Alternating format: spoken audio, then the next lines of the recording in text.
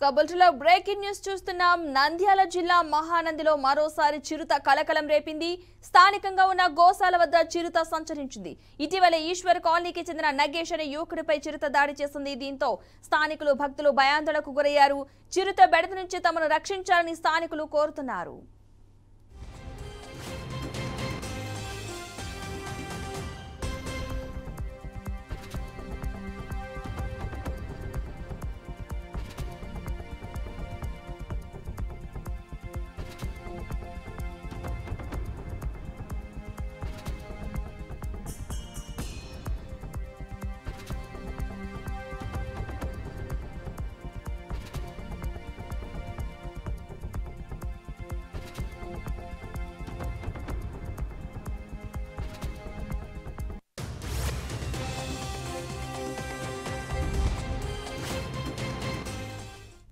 నంద్యాల జిల్లా మహానందిలో మరోసారి చిరుత కలకలం రేపింది. స్థానికంగా ఉన్న గోశాల వద్ద చిరుత సంతరించింది. ఇటీవల ఈశ్వర్ కాలనీకి చెందిన నగేష్ అనే యువకుడిపై చిరుత దాడి చేసింది. దీంతో స్థానికులు భక్తులు భయాందోళనకు గురయ్యారు. చిరుత బెడ నుంచి తమను రక్షించాలని స్థానికులైతే కోరుతున్నారు. ఇదే అంశానికి సంబంధించిన పూర్తి సమాచారాన్ని మా ప్రతినిధి బసవరాజ్ అందిస్తారు. బసవరాజు, చిరుత సంచారానికి సంబంధించిన పూర్తి అప్డేట్స్ ఏంటి? పద్మ, నంద్యాల జిల్లాలో ఈ చిరుత పులుల సంచారం అయితే జనాల్ని ఆందోళన అంటే భయాందోళన కలిగిస్తుంది.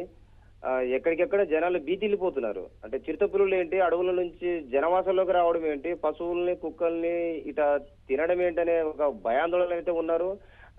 అటవీ శాఖ అధికారులు కూడా ఈ విషయంలో ఎలాంటి ముందడుగు వేయలేకపోతున్నారు, శాఖపరమైన చర్యలు తీసుకోలేకపోతున్నారు. మహానంది క్షేత్రంలో ఇప్పటికీ ఇది 5వసారి చిరుత సంచారం. అంటే ఏదైతే గోశాల ఉందో పశువుల పాక, ఆ గోశాల దగ్గర చిరుత సంచరించడము, ఆ సీసీ కెమెరాల్లో రికార్డు కావడము ఆలయ అధికారులతో పాటు స్థానికుల్ని భయాందోళనకు గురి చేస్తుంది. అంటే నంద్యాల జిల్లాలో మొన్న ఇప్పుడు శ్రీశైలంలో కూడా ఇదే జరిగింది. కుక్కలు ఫామ్ హౌస్ లో ఉంటే ఒక కుక్కను చిరుత చంపేసి మరో కుక్కను తీసుకెళ్లిన ఘటన మరొక ముందే ఇప్పుడు మహానంది క్షేత్రంలో చిరుత కనిపించి అందరినీ భయాందోళనకు గురి చేస్తా ఉంది. అదే విధంగా నంద్యాల జిల్లా మొత్తం మీద నల్లమల అడవులు, దట్టమైన అడవులు ఉండటం వల్ల చిరుతలు అంటే ఎప్పటికి పడితే అప్పుడు బయటకు వచ్చి పశువులను కుక్కలను తినే పరిస్థితికి వచ్చేసింది. అంటే ఇప్పుడు జనాలంతా అంటే భక్తులు అంటే టెంపుల్కి వచ్చే మహానంది క్షేత్రానికి వచ్చే భక్తులు కావచ్చు లేదా స్థానికులు కావచ్చు, ఈ చిత్తపులులు ఇలా వచ్చి ఏదన్నా అంటే పొరపాటున మనుషులపై దాడి చేసి మనుషులు చంపేస్తే ఎవరు దీనికి బాధ్యత వహించేదని ఒక ఆందోళన వ్యక్తం చేస్తా ఉన్నారు.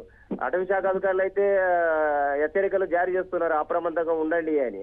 అయితే కనీసం పొలాలకు వెళ్ళాలన్నా లేదా పంట పొలాలకు వెళ్ళి ఏదన్నా పనులు చేసుకోవాలన్నా కూడా భయపడే పరిస్థితి. మొన్న అది ఈశ్వర్ కాలం చెందిన ఒక యువకుడు అంటే బహిర్భూమికి వెళ్ళిన పరిస్థితుల్లో సడన్ గా చిత్తపులు దాడి చేయడం వల్ల అక్కడ నుంచి ఆయన ప్రాణాలతో బయటపడి తప్పించుకున్న పరిస్థితి కనిపిస్తా ఉంది.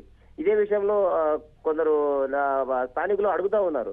అంటే ఒకవేళ ప్రాణాలు పోతే యువకులు కానీ మహిళలు కానీ ఎవరిదన్నా కుటుంబ పెద్దలది ప్రాణాలు పోతే ఆ కుటుంబానికి దిక్కేవారు బజారం పడుతుంది కదా, మరి అటవీ శాఖ అధికారులు ఏం చేస్తా ఉన్నారనే యాంగిల్ అడుగుతా ఉన్నారు. బట్ దీనికి పరిష్కారం అయితే ఇప్పటి వరకు తెలియలేదు. మరి చిరుతపులుల సంచారం ఎన్నాళ్ళు కొనసాగుతుంది, ఇంకా ఎన్నెన్ని ప్రమాదాలు ప్రాణాలు పోగొట్టుకోవాల్సి వస్తుందో అనే ఆందోళన అయితే సర్వత్రా వ్యక్తం అవుతుంది. Padma, right, thank you Basavaraju.